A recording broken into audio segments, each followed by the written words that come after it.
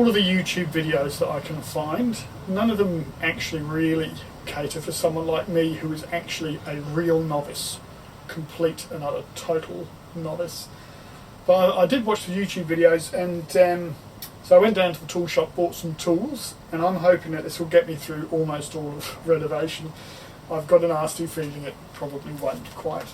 So I've got my rechargeable drill and driver.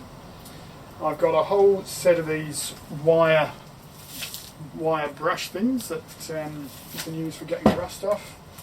I've got this kind of a grinding disc thingo.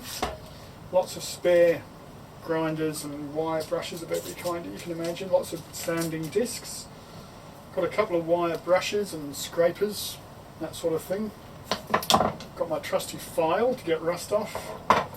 I couldn't resist getting some of these from the online tool shop. These are called a Dolly. It's like a solid steel thing, and what you do is if you're shaping metal ready for welding, you put it on this flat, and then you use this special hammer, and you hammer the metal across this dolly to shape it.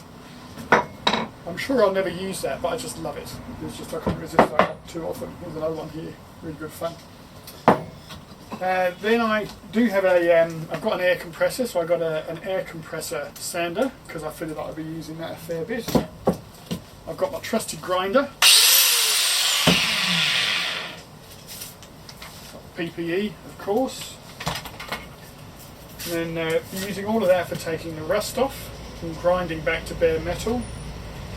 When I treat the metal, and then some filler, of course, to fill any holes or anything like that that I have to, or dinks I have to get out.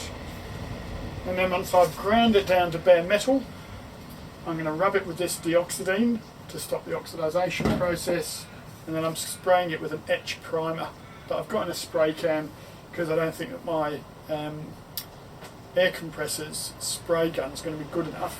And apparently you can get loads of water in your air compressor, which buggers up the paint. So I'm going to be using these a lot more expensive spray cans, but I'm not doing that much, so I think this should be enough.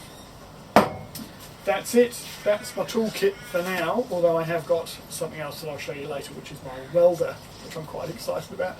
But this is basically what I'll be using to get the rust off.